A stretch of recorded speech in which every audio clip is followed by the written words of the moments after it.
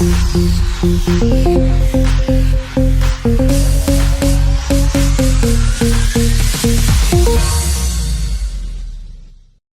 up, everybody? How you doing? Bobby Simmons is in the building. And as you can see, in the place to be, sitting directly next to me, ladies and gentlemen, it is the one and only Nayobe is in the building. How you doing? Hi, everybody. Yes, she is. She is in the building with me. You have fun here. This is what this is all about. We're going to have some fun. So you going to hang with us for a minute? Absolutely. Ladies and gentlemen, the one and only Nayobe is in the building. Don't disappear, because the talk is about to begin. Don't move. Check it!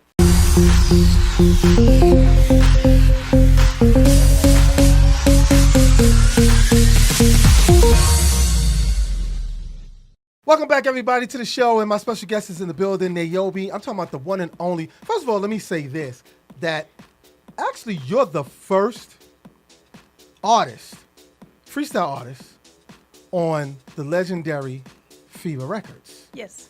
There was nobody prior to you. No. Well, except for we talking about freestyle. We're not talking about rap. We're talking freestyle. I love them to death. It was Sweet G, right? Sweet G and Love Bug Starsky. Right, yes. right. And then it was me. Yeah, and it's free. But you're the first freestyle artist on Fever Records. Yes. And it's been a great journey for you. First of all, before we come all the way up and stuff, let's go back into your career on how you actually got involved into music. When did Nayobe knew that, you know what, I'm the one to be reckoned with as a singer?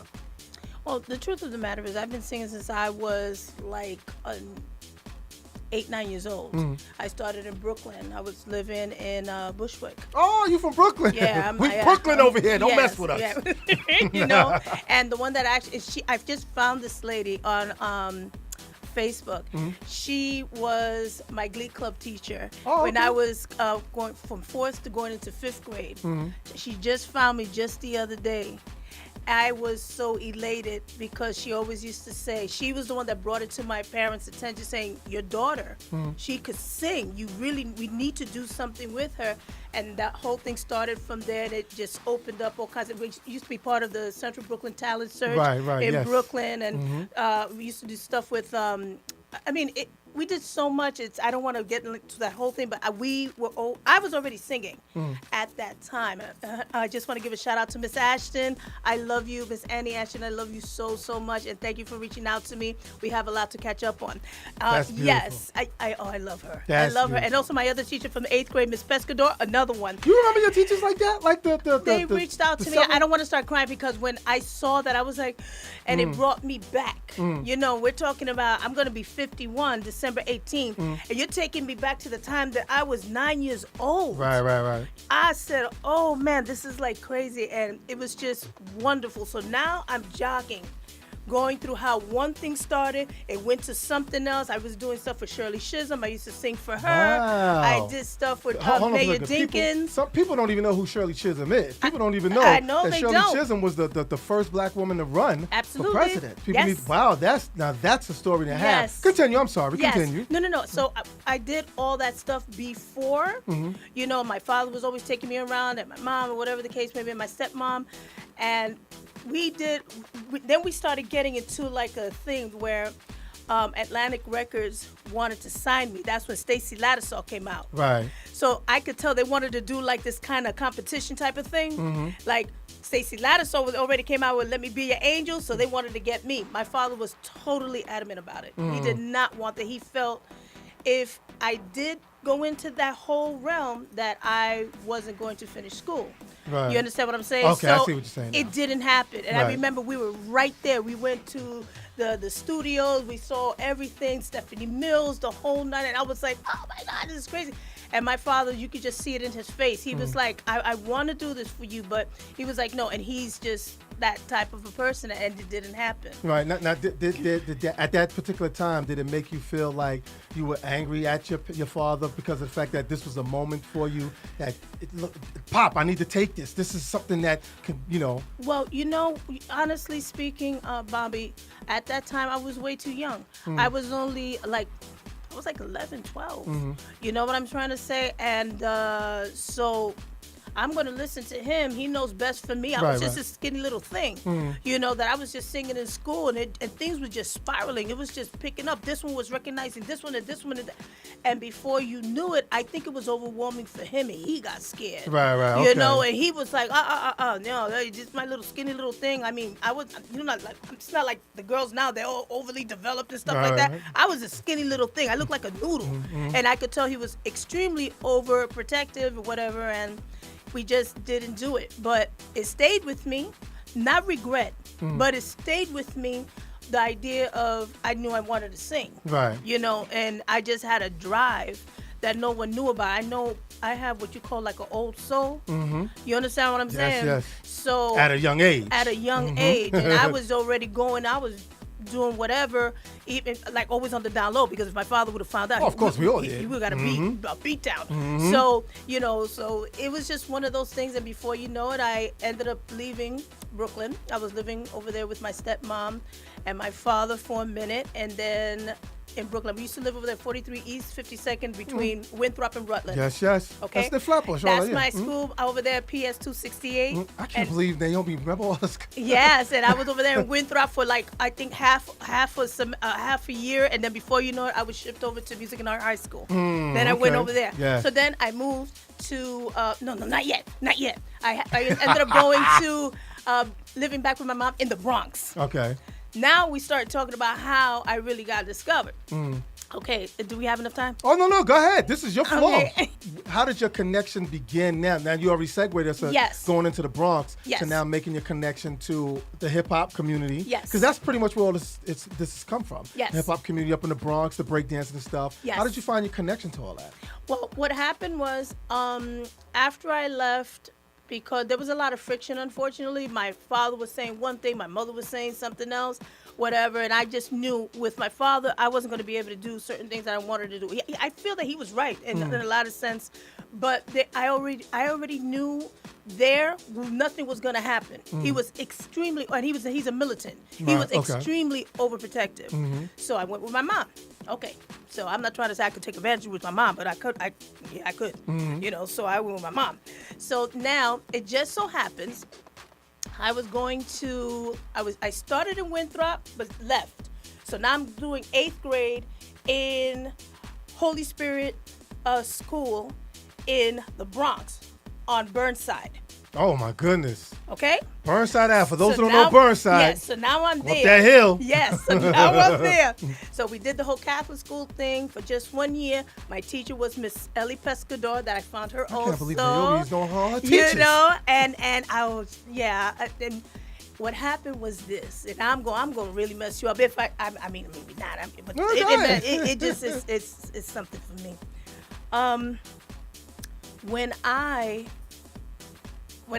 We were graduating. This was the summer. Okay? We graduated.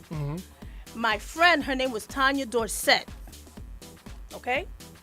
Tanya Dorsett happened to be, she loved when I sang. Because I was already singing in that school too, here and there, whatever. Any opportunity she would make me sing. She used to make me sick. Because she was like, "Hey, we going, you got to sing. I was like, I'm not going to sing. Will you shut up, please?" I used to sing this up by, what's that song? As We Lay? Shirley Murdoch, right? Shirley Murdoch. Now those songs, and Stephanie Mills or whatever. Who you want to do with my love is? Whatever. Okay. No. So she said, "Nate, I'm telling you, you got to do something with your voice, this and that." I was like, "Yeah, I know. I'm young though. Damn." I'm like, "Come on." And she's like, "No, listen, I don't know, but my uncle, his name is Mandingo."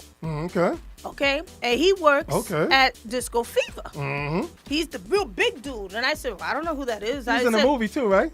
The big one with that he tells the fat boys to get out. I know exactly. Yes. Go ahead. So she's telling me, "Nate, I'm telling you, you gotta Okay, so she apparently talked to her uncle. The uncle talks to Sal. And I didn't know who Sal was. I didn't know anything. Me and my little bold skinny butt, I ended up going down there. It was a summer. I was with my cousin. I remember my cousin Cookie. It was a fever. So, because I used to live right on 173rd and McCombs. Okay. Where the roller rink was right around the corner. Okay. Okay. So now I'm going. Well, not yet. The roller rink wasn't there yet. Okay. So now I'm going to 167 All right, and I'm saying to myself, I remember I was going with my cousin, and I'm like, I don't even know what the hell I'm doing, and this and that, whatever the case may be. I said, what the hell am I asking? Okay, fine. And, and I know people probably saying, how the hell, what you doing at, 14, going to, we were just, it's not like the things then, it's not like now. No, it's not like now, yeah. It's not. Like now, you just can't even do that. But anyway, to make a long story short, yes, I took my butt to 167 and went upstairs. I had no idea because when I used to talk to Sal on the phone, hi, I'm going to meet you, this and that. Maybe interesting. Okay, fine. He sounded black. Because, Sal has that kind of voice. So I'm thinking I'm going to see this, a black man, whatever the case may be. And I'm like, where is it? Yeah. So all of a sudden, I go upstairs and I see Paulette Cunningham, which was the secretary at the time. But a shout out to Paulette Cunningham. Love you to death, baby. So we go upstairs. I go upstairs. I went by myself. My cousin just escorted me there, but then she left. So I go upstairs and he apparently was setting up the bars, getting it hooked up for that night. Right. So he had on a red Fever shirt and these little shorts, the little cut-off shorts and stuff like that. Not cut-off shorts, those type of shorts we used to wear back in the day. Shorts. Exactly. So, and I'm looking at this man, and I'm thinking he works for this person that I'm supposed to go see. And he's just saying, no, just sit down. Don't worry. Be with you in a second. I didn't catch on. So after he finished, he says, and I'm going, damn, he sure sounds like the guy that all of a sudden he goes, okay, so tell me, let's talk. So your name is Nayobe. And I go, yeah, where is Sal? He goes, I'm Sal. I'm like, oh my goodness. So before you knew it, it just went from there. He always had it was weird because we just had a connection, and he was funny. How do you explain when you hook up with somebody, there was a connection, even though I was 14, he was 29. Right. Okay?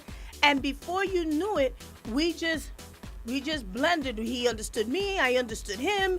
It was the most weirdest thing. He was like, well, I'm going to have to try you out, sing to see if you really got what it takes. Like, he was trying to be nice about it. He was like, I got to try you out to see if, if this is something I could invest in. So all of a sudden now, they always had the Disco Fever talent shows. Talent show, right.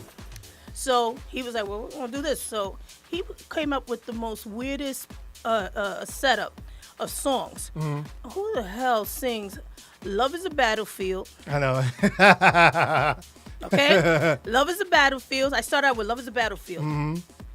Then all of a sudden I started doing Memories, The Way We Were by Barbra Streisand. Okay? Wow. We're talking Disco Fever. Do you know what Disco Fever is? Okay, yeah. So anyway, so then we killed them with somebody else's guy. Oh, the Jocelyn Brown song. Jocelyn Brown. Right. When I did that, the acapella, and then the music came, boom, do the boom. The people fell out. Wow. Okay? I wish that was the moment I would have seen. The people fell out, and and at that time, by this time, I met Curtis Blow, I met Russell, Starsky, Sweet, everybody possible. People that I wouldn't even know, I got to know while hanging with these people. Right. And I won 10 consecutive times. It was never like a setup. I had to win over the crowd. Right. The Disco Fever crowd was considered like the Apollo. They would boo you in a minute. Yep. And you're doing it and whatever, and I won 10 consecutive times, and that's how I got the contract. Now I want to segue into this. Because once you won the contract and Sal signed you, the thing is that I'm going to ask you this, but I'm also going to segue into this kind of question. Like, you sing the Jocelyn Brown song.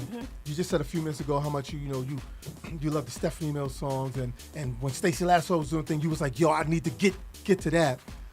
What made Sal, though I kind of know, but what made you decide that freestyle was going to be like your stigma style of music instead of going more into the R&B field? Okay, let me explain this.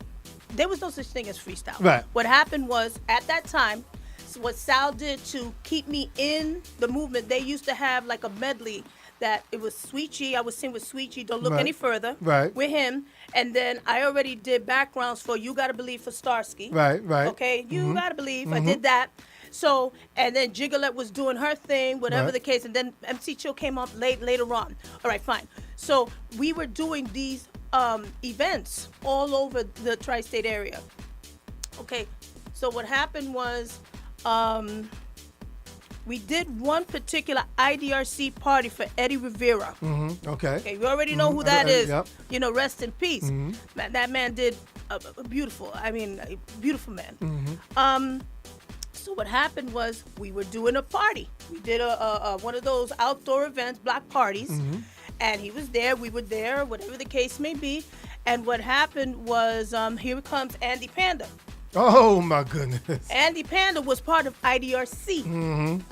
So what happened, and we're gonna be real clear how this took place. So here comes Andy.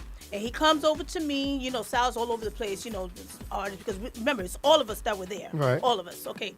So he comes over to me real quick and he says, you know, listen, not for nothing, I DJ, this and that, I produce, and come to find out he was very good friends with Little Louis Vega also as well. Okay, so he was like, you know, I have something called, a song called, he had the cassette. He was like, I have this song called Please Don't Go. I think you would be perfect for it. And I go, okay, you know, whatever. So I go, now I'm like, Sal, where's Sal? Sal comes over. I said, Sal, meet up, you know, this and this, whatever. He's like, oh, okay, all right, no problem. One thing led to another. That's destiny. You already know. We did end up listening to it and whatever the case may be. Sal wasn't really feeling it. He was not. Because at that time, it was R&B. We're talking, it was more Luther. You understand what I'm trying to say? Right. So it was just different because this had a Latin beat, you know, and it was different. Fine.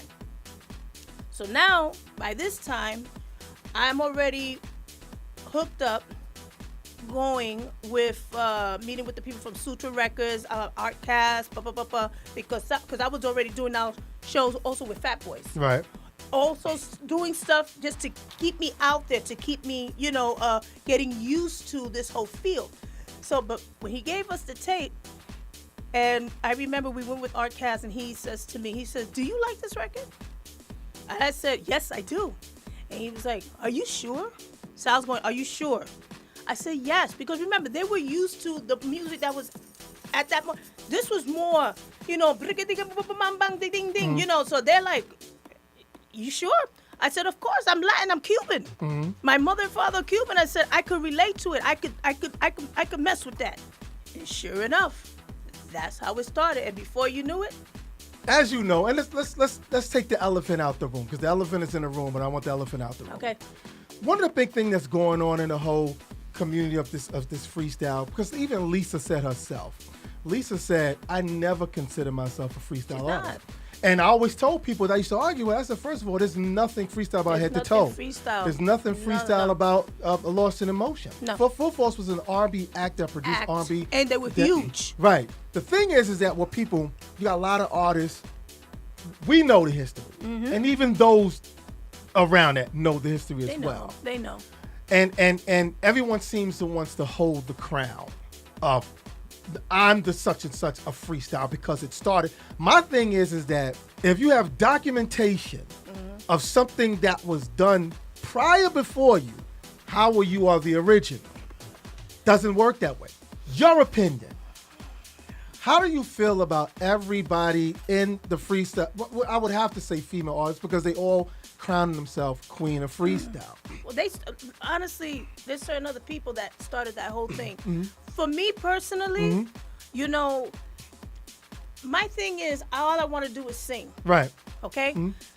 I didn't do this to try to be a queen or come on, give me a break, because it starts this whole rivalry thing with other artists and stuff like that, and people start, you know, it's really nonsense. It's nonsense, and it's something that I don't think should have ever taken place. But if you want to go back to certain people, okay, so let's do the history then. You know, because there's other people also that have done stuff at the same time that I was too. You know, so they feel, but like, let's say like back in Miami or whatever, shout out to my girl Tunein. You know, she's big too. They consider her the queen of freestyle, especially Brazil. You can't even mess with her over there. You understand? So now they gave me this title, the godmother of freestyle. Okay? I'm like, all right, no problem. You know, so right now they're saying Judy Torres is the queen of freestyle, whatever. I feel like this. my thing is, this is an artist that stayed more relevant in the game. Right. You understand? And she's great. She's a hustler. She, you know, she's out there. She's there. She's there. She's there. Look, we all friends. We're all friends. Where myself, I took hiatus. You know, things just didn't, because the truth of the matter is, I wanted to do R&B. Right. That really was me. You know, none of my songs sound like the other songs. Right. You know, I had a lot of Latin percussion, whatever the case may be. Before you knew it, it blew up in Florida. It outdid in sales. Record sales. The record sales, Madonna, and also Whitney Houston, just in Florida alone. Please don't go. Then we did it in Spanish. They asked me, Nayobe, why don't you write it in Spanish? Did it in Spanish. It did more than Please Don't Go in English. Right. You know, we're like saying, well, damn, you know, this is funny. You know, we're just doing whatever. And then here comes Brenda.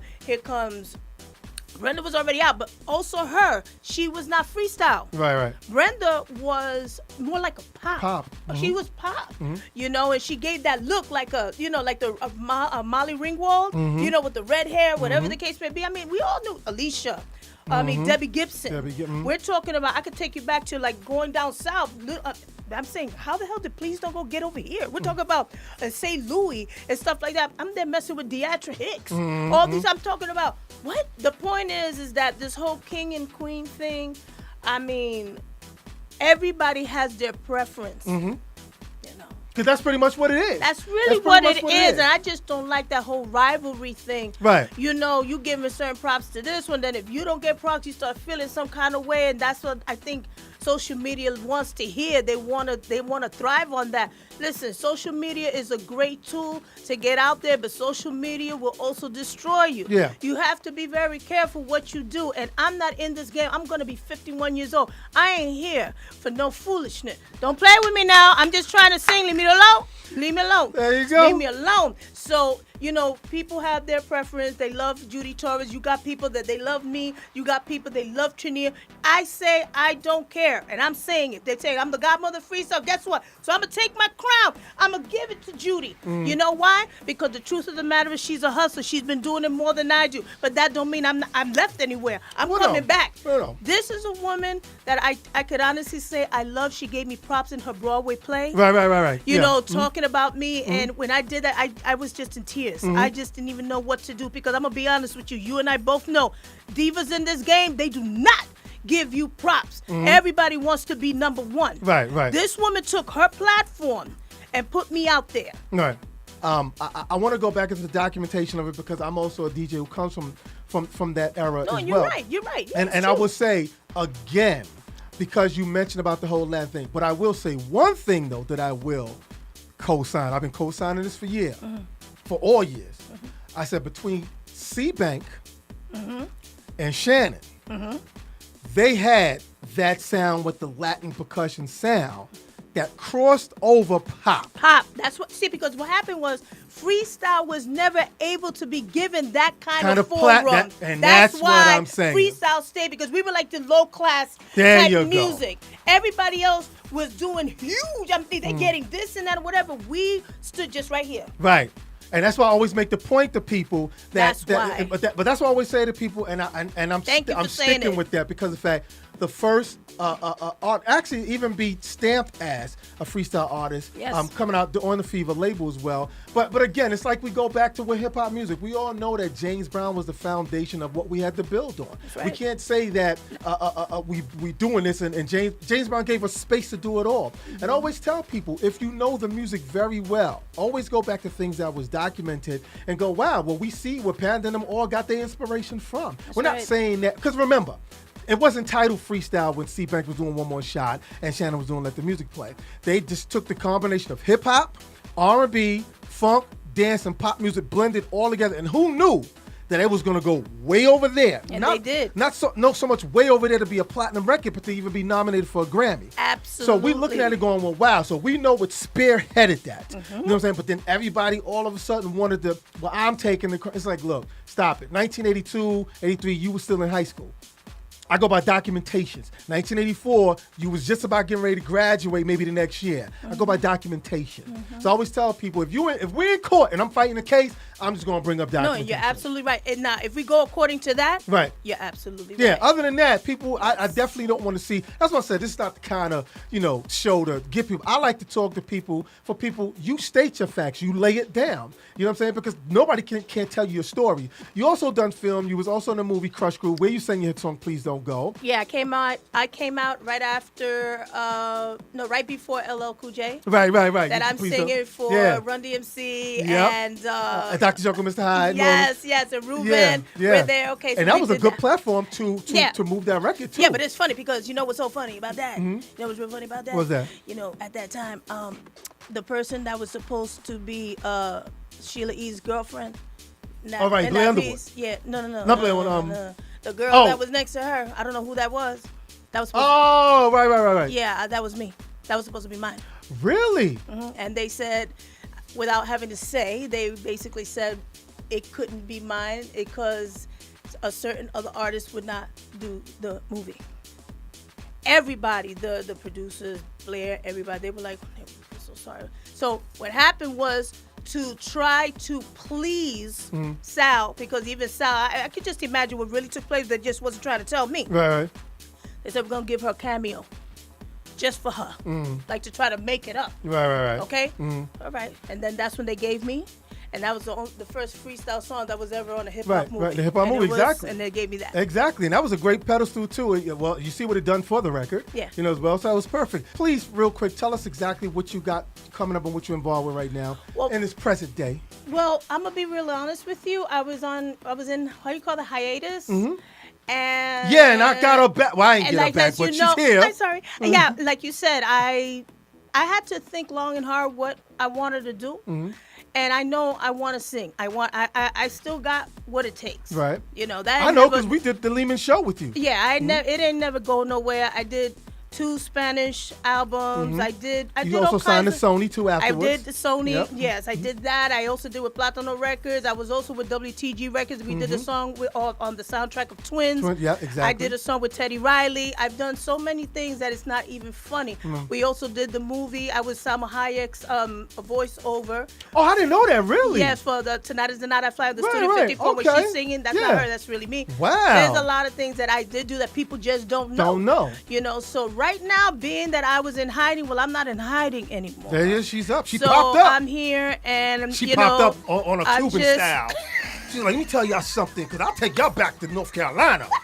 That's Brooklyn and Cuban all mixed up in one. All I know is I'm here. I'm not going anywhere, and I always say I'm the originator, not the imitator. There you go. That's it. And anybody, we could do this. I love everybody that's in the game, though. Right. Everybody has something to offer the freestyle. And contribute, yes. There's a piece of the pie for everybody. It is, for everybody. Okay? Yeah. So I want to give, mad shout out to, Sala Pichello Fever for, giving me the opportunity to do whatever it is that I had to do. Right. Because I knew if it wasn't him, it was going to be somebody else. Ain't no doubt. It just so happens, he was the one. He got lucky. You understand what I'm saying? I didn't get lucky. You got lucky. Right? You got lucky. So we did this, and we did good, and we had fun doing it.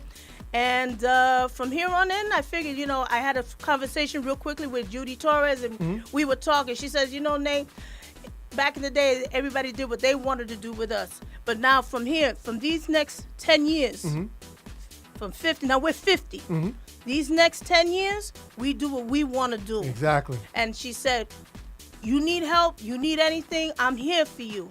And I said, and I ain't never gonna forget that, because you know what I'm talking about. Divas, the guys sometimes are even worse divas than the girls. Yeah. Oh, yeah. They all want to eat that all by themselves. Yeah, they got like their big pants on. They look like gremlins. And I'm gonna be honest with you.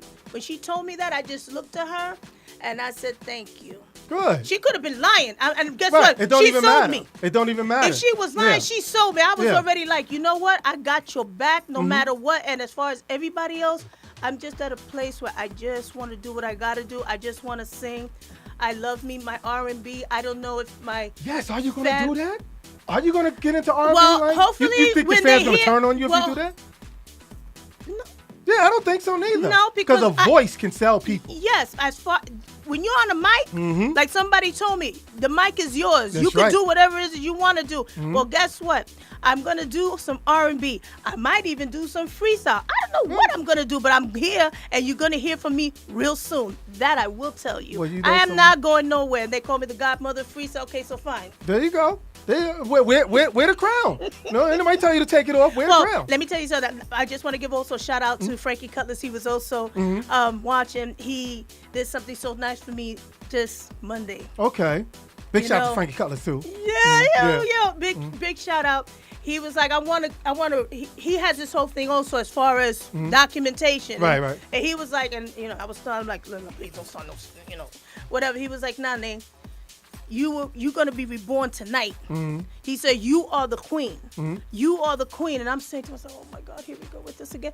And then he comes up with these flowers. Now, of course, I'm hysterical crying or whatever the case may be. Because I'm like, oh, you mean, okay, all right, fine. But it was funny because you could see all the posts. It went from 7,000 to now it's like 90,000. Posts and all these people just hitting up and whatever. And I said to myself, damn, I know it's been 40 years. Oh, 40 years. And I said, I really was away for such a long time.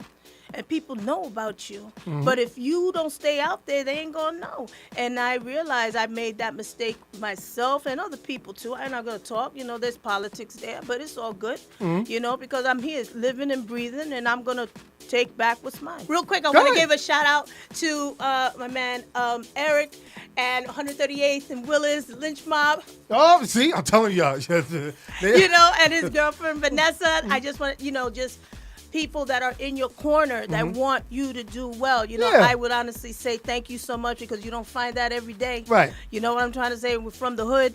Oh, my goodness. I had a great time. Thank you so much. You got to come back again, please, quickly. I definitely will. You have iHeart here, Nexus here. Ladies and gentlemen, the one and only, the legendary Freestyle godmother, queen, everything, Nayobe. Thank you so much, man. Thank you so much. God bless everybody. God bless. Thank you so much. iHeart, Bobby. Yes. Oh, you don't understand. You've just made my night. You really, really have. And I know that something great is going to come out of this tonight. Oh, yeah. I know it. I already know We're going to see to it. No. I can tell. Thank you. You're welcome. Ladies and gentlemen, we'll be back. Don't move. I need tissue now. Check it!